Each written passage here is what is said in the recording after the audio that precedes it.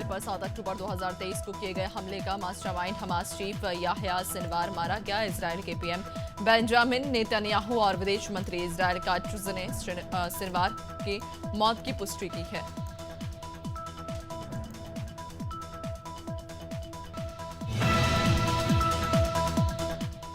दुनिया भर में गुरुवार को सुपर मून दिखाई दिया। इस दौरान चंद्रमा का आकार सामान्य से 14% बड़ा दिखाई दिया। चांद 30% ज्यादा चमकीला भी नजर आया। सुपर मून तब होता है जब पृथ्वी और चंद्रमा के बीच की दूरी सबसे कम हो जाती है। बता दें कि दिल्ली, गुवाहाटी, कश्मीर समेत देश के कई हिस्सों में सुपर मून दिखाई दिया।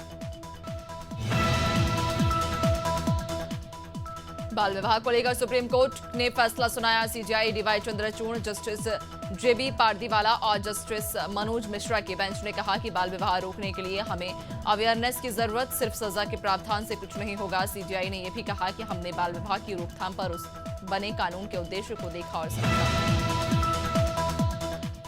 केंद्रीय सड़क परिवहन और राजमार्ग मंत्री नितिन गडकरी ने मध्य प्रदेश में भोपाल कानपुर इकोनॉमिक कॉरिडोर को 4 लेन में अपग्रेड करने का ऐलान किया। इन पैकेजों के लिए करीब 3,579 करोड़ रुपए की स्वीकृति दी गई। मुख्यमंत्री डॉक्टर मोहन यादव ने मध्य प्रदेश को विकास पथ की सौगात देने पर पीएम नरेंद्र मोदी और केंद्रीय मंत्री गडकरी का आभार माना। जम्मू कश्मीर के राज्य के दर्जे की बहाली के लिए मुख्यमंत्री उमर अब्दुल्ला की कैबिनेट ने प्रस्ताव पास कर दिया। गुरुवार को हुई कैबिनेट मीटिंग में यह फैसला लिया गया। सूत्रों के मुताबिक उमर 2 दिन में दिल्ली में प्रधानमंत्री नरेंद्र मोदी से मुलाकात करेंगे और उन्हें प्रस्ताव का ड्राफ्ट सौंपेंगे।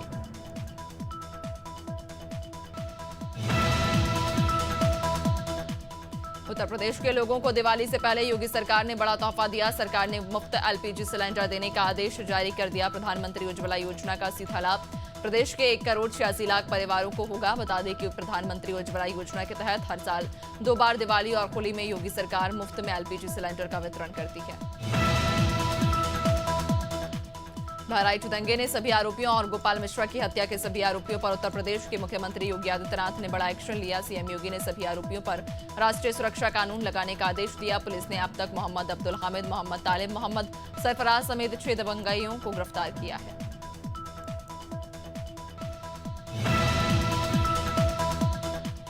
उत्तराखंड के मदरसों में जल्द ही संस्कृत पढ़ाई जा सकती है। इसे राज्य सरकार के 400 से ज्यादा मदरसों में ऑप्शनल सब्जेक्ट के तौर पर रखा जाएगा। मदरसा बोर्ड के अध्यक्ष मुफ्ती शमून ने कहा कि हम इस योजना पर लंबे समय से काम कर रहे हैं। राज्य सरकार की अनुमति मिलते ही इसे लागू किया जाएगा।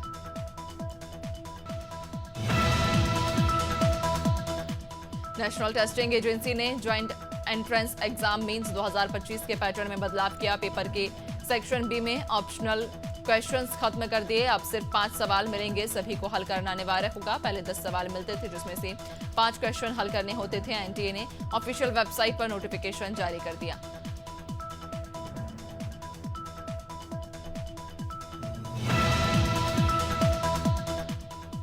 राज्य सेवा मुख्य परीक्षा 2024 प्रदेश के 11 जिलों में 21 से 26 अक्टूबर तक होगी। इसके लिए 15 सेंटर बनाए गए हैं। इसमें कल 3,000 अभ्यर्थी परीक्षा देंगे। इंदौर में सबसे ज्यादा 5 सेंटर बनाए, बाकी जिलों में 1-1 सेंटर रहेगा। इंदौर के 5 सेंटरों पर 2,000 अभ्यर्थी एग्जाम देंगे। पहली बार राज्य सेवा मुख्य परीक्षा नए सिलेबस में होने जा रही है।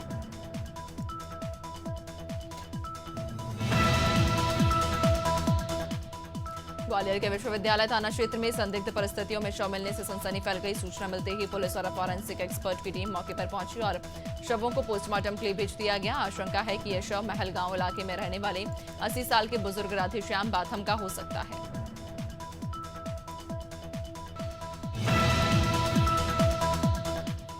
पीलीभीत में नहर के पास युवक का शव मिलने से सनसनी फैल गई। मामला बलसंडा थाना इलाके का। युवक के शव मिलने की सूचना ग्रामीणों ने पुलिस को दी। सूचना के बाद पुलिस ने मौके पर पहुंचकर मृतक युवक जादोपुर खुर्द गांव का बताया जा रहा है, जिसकी मौत की आशंका सड़क हादसे में जताई जा रही। फिलहाल मामले की जांच जारी। सागर के सेवा सहकारी समिति के सहायक प्रबंधक प्रहलाद लोधी का जंगल में शव मिला। बताया जा रहा कि अपहरण के बाद पत्थर से कुचलकर प्रहलाद लोधी की हत्या कर दी गई। मृतक के भतीजे महेंद्र लोधी ने गांव के ही 2 लोगों पर शक जताया। परिजनों का कहना है कि प्रहलाद लोधी की थाने में गुमशुदगी का मामला दर्ज कराया था। राजगढ़ में कलेक्टर के बंगले के पास नवजात शिशु का शव मिलने से हड़कंप मच गया। मामले की जानकारी मिलते ही पुलिस मौके पर पहुंची और शव को कब्जे में लिया गया है।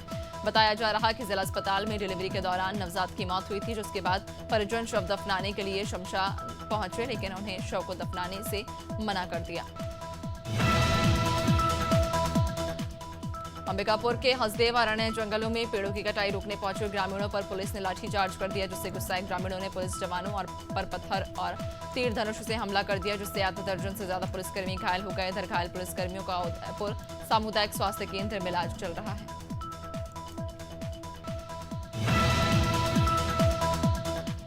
मथुरा पुलिस का ऑपरेशन लंगड़ा जारी। देर रात फरहा थाना क्षेत्र में पुलिस टीम की 50,000 के नामी बदमाश मुठभेड़ हो गए। पुलिस की जवाबी कार्रवाई में गोली लगने से बदमाश घायल हो गया, जिसे पुलिस ने गिरफ्तार कर लिया और इलाज के लिए अस्पताल में भर्ती करा दिया। पुलिस ने आरोपी के कब्जे से चोरी की गई बाइक, तमंचा और कारतूस बरामद किया। बलिया में लूट की योजना बना रहे 3 लुटेरों को पुलिस ने गिरफ्तार कर लिया, जबकि 3 युवक भागने में सफल हो गए। पकड़े गए लुटेरों से 29,000 रुपए, 3 तमंचा समेत बाइक बरामद हुई है। मामले का खुलासा करते हुए अपर पुलिस अधीक्षक अनिल कुमार झा ने बताया कि 3 अक्टूबर को बीटा बुआरी के पास आरोपियों ने लूट की घटना को अंजाम दिया था।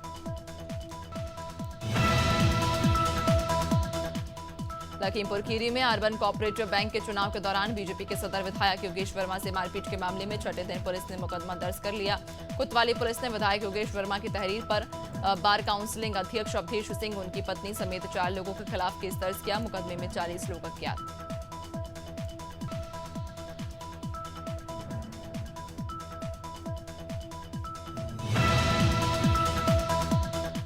बरेली में अवैध पटाखा को लेकर चलाए जा रहे अभियान में पुलिस को बड़ी सफलता मिली। पुलिस ने घनी आबादी के बीच 2 पटाखा गोदामों को पकड़ा, जिसमें अवैध रूप से पटाखों का भंडारण किया गया था। पटाखा भंडारण के संचालकों के पास कोई लाइसेंस नहीं था, लिहाजा पुलिस ने दोनों गोदामों को सील कर दिया।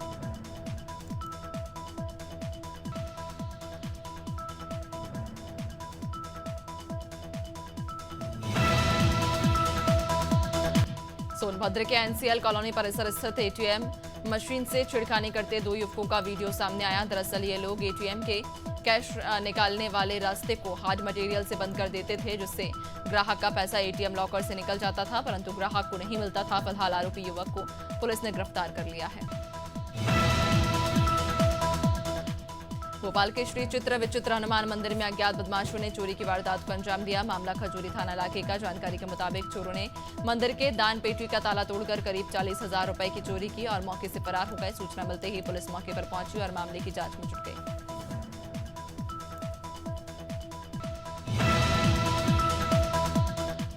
अंबिकापुर में झोलाछाप डॉक्टर्स के खिलाफ स्वास्थ्य विभाग ने एक्शन लिया, जहां स्वास्थ्य विभाग के संभागीय joint director doctor Anil Shukla ने सभी जिलों के सीएमएचओ और नर्सिंग होम एक्ट के नोडल को पत्र जारी किया, जिसमें झोलाछाप डॉक्टर्स के खिलाफ कार्रवाई के निर्देश दिए और नर्सिंग होम एक्ट का पालन नहीं करने वाले फर्जी डॉक्टर और निजी क्लिनिक के खिलाफ जांच करने के आदेश दिए। शिवनी के धूमा थाना क्षेत्र में चल समारोह की तैयारी के दौरान बड़ा हादसा हो गया, जहां मां काली की प्रतिमा को रखने के दौरान ट्रॉला हाई टेंशन तार की चपेट में आ गया, जिससे 3 लोगों की मौके पर मौत हो गई, जबकि अन्य 5 झुलस गए, जिन्हें इलाज के लिए अस्पताल में भर्ती करवाया गया। फिलहाल पुलिस ने मर्ग कायम कर जांच शुरू कर दी।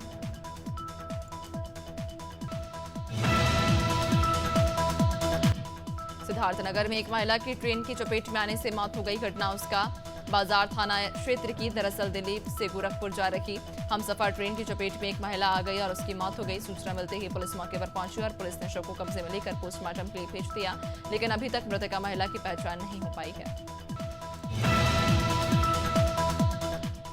पीलीभीत के बिलसंडा इलाके में एक घर में मगरमच्छ घुस गया। मगरमच्छ को घर में घुसा देखकर परिवार के लोग घर से बाहर भाग खड़े हुए, जिसके बाद पूरे गांव में खलबली मच गई। सूचना मिलने के बाद वन विभाग की टीम मौके पर पहुंची और वन विभाग की टीम ने मगरमच्छ का रेस्क्यू कर नदी में छोड़ दिया।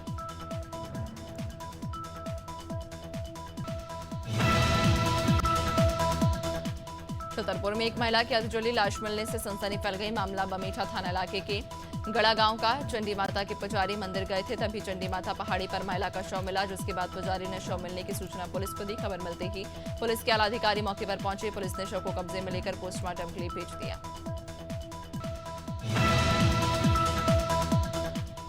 हरदोई जिले में बेनीगंज कोतवाली क्षेत्र के भगवतापुर गांव में अधेड़ युवक की दिन दहाड़े गोली मारकर हत्या कर दी गई। लोगों के बताए अनुसार मृतक रामविलास यादव अपने खेत पर था, तभी किसी ने उसे गोली मार दी, जिससे मौके पर उसकी मौत हो गई। मामले को संदिग्ध मानकर पुलिस जांच में जुटी है।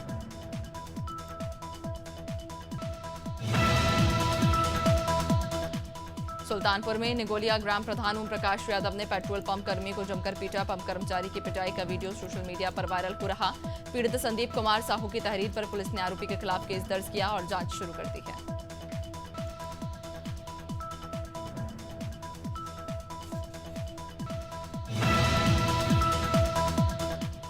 खरगोन पुलिस ने करीब 75 लाख का गांजा बरामद कर एक आरोपी को पकड़ लिया। ये कपास और अरहर की खेती की आड़ में गांजे की खेती कर रहे थे। पुलिस को आरोपियों के पास से 1426 क्विंटल गांजा मिला। पुलिस ने मौके से कुल 620 पौधे हरे गांजे के पौधे जब्त किए। पुलिस आरोपी से पूछताछ कर रही है।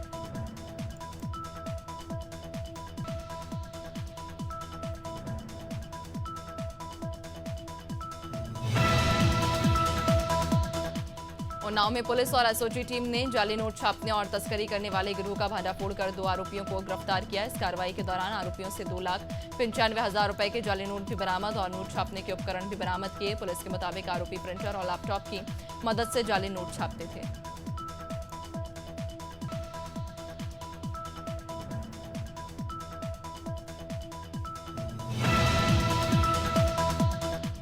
भदोही जिले से खबर, जहां नेशनल हाईवे 19 पर एक रोडवेज बस ने ट्रेलर में पीछे से टक्कर मार दी। इस हादसे में रोडवेज बस के चालक की मौत हो गई, जबकि बस में सवार 13 यात्री घायल हुए। इनमें से 5 यात्रियों की हालत गंभीर बताई जा रही है। घटना औराई कोतवाली क्षेत्र के मचकीपुर गांव के पास की। रोडवेज बस वाराणसी से प्रयागराज की तरफ जा रही थी।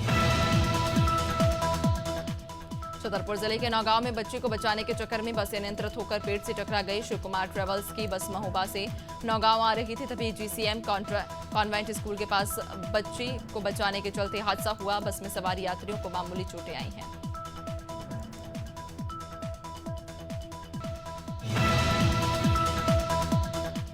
कानपुर में आरपीएफ के आईजी एएन सिन्हा ने सेंट्रल स्टेशन आरपीएफ थाने का निरीक्षण किया और जवानों के सुरक्षा सम्मेलन में संवाद किया। उन्होंने उनकी समस्याओं का समाधान किया। आईजी एएन सिन्हा ने आगामी त्योहारों को देखते हुए सेंट्रल स्टेशन की सुरक्षा व्यवस्था का परफेक्ट प्लान तैयार किया।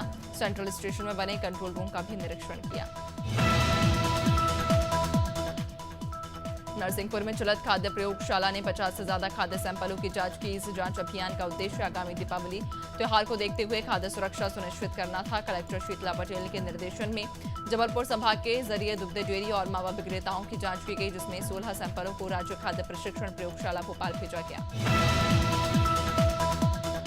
छतरपुर में बागेश्वर धाम के पीठाधीश्वर पंडित धीरेन्द्र कृष्ण शास्त्री ने नशाखोरी के खिलाफ बड़ी पहल शुरू की है। उन्होंने दशहरा मिलन कार्यक्रम रखा, जहां आसपास के गांव के लोगों से भेंट की। महाराज श्री ने सभी को नशा न करने और नशीले पदार्थ न बनाने की शपथ, बेचने की शपथ दिलाई।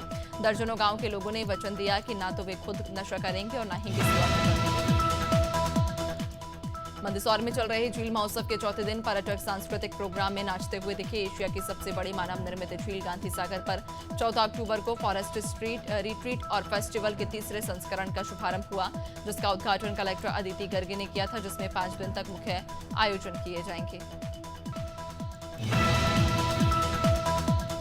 राजगढ़ के सारंगपुर जनपद में आने वाले गांव पठारी में एक साथ 200 से ज्यादा लोग बीमार मिले। अधिकतर लोगों को जोड़ों का दर्द, हाथ पैर में दर्द और बुखार की शिकायत में है। गुरुवार को स्वास्थ्य विभाग की टीम ने 172 लोगों के ब्लड सैंपल जांच के लिए राजगढ़ भेजे। 68 मरीजों को गांव में ही अस्थायी शिविर लगाकर भर्ती किया गया। सेंसेक्स आज के दिन निचले स्तर पर 80,409 के करीब 600 पॉइंट संभल गया। अभी ये 50 अंक की तेजी के साथ 81,660 के स्तर पर कारोबार कर रहा। निफ्टी में भी दिन के निचले स्तर 24,500 से करीब 220 अंक संभल गया। निफ्टी अब 40 अंक की तेजी के साथ है।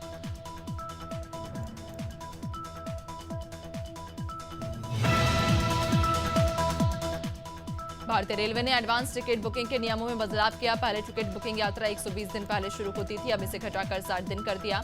नया फैसला 1 नवंबर 2024 से लागू होगा। रेल मंत्रालय के मुताबिक एडवांस ट्रेन टिकट बुकिंग के लिए नए नियमों का पहले से बुक किए गए टिकटों पर कोई असर नहीं पड़ेगा।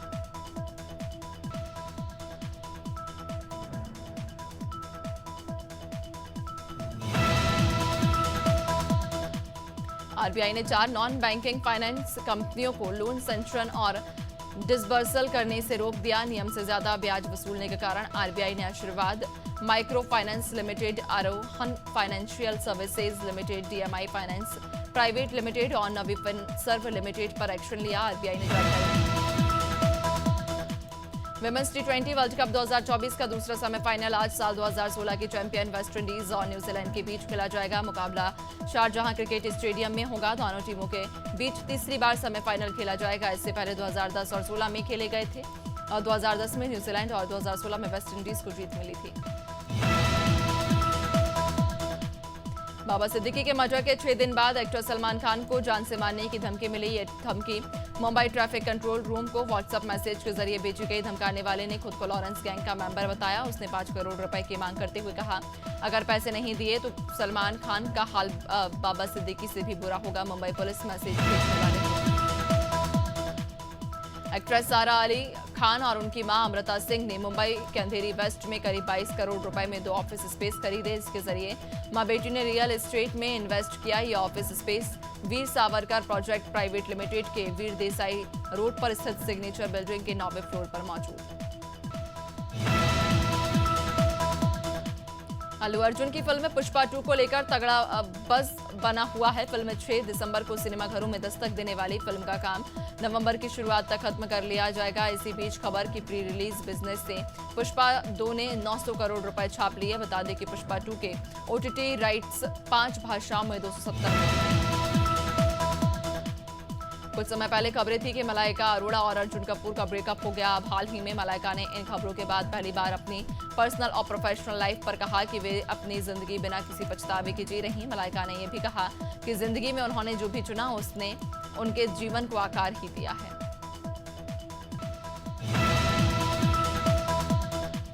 कंगना रनौत की फिल्म इमरजेंसी को लेकर सेंसर बोर्ड की तरफ से हरी झंडी मिल गई। जानकारी के मुताबिक फिल्म में 1 मिनट का कट लगाया गया। फिल्म अब रिलीज होने के लिए तैयार। जल्द ही कंगना रनौत की तरफ से रिलीज डेट ऑफिशियली की जाएगी। फिल्म को लेकर सिख संगठनों ने आपत्ति जताई थी, जिनके कारण सीबीएफसी ने सर्टिफिकेट रोक दिया था।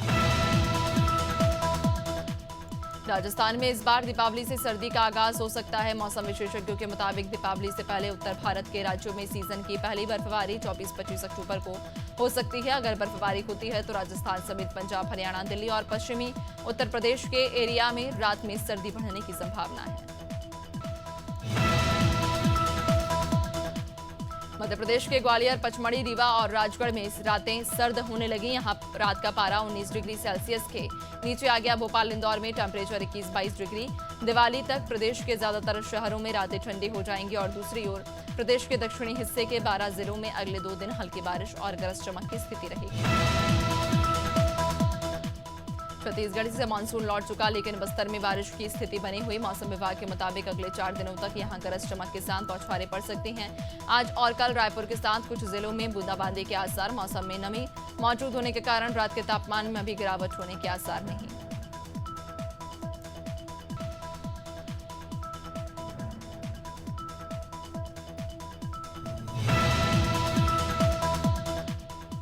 बंगाल की खाड़ी में बना डिप्रेशन की वजह से झारखंड का मौसम बदल रहा। राज्य से मानसून की विदाई हो चुकी, लेकिन बरसात के मौसम की तरह बारिश हो रही। बीते 4 दिनों से दोपहर बाद रांची सहित राज्य के अलग अलग हिस्सों में बारिश हो रही है। मौसम विभाग के अनुसार आज कुल 10 जिलों में बारिश की संभावना बन रही है।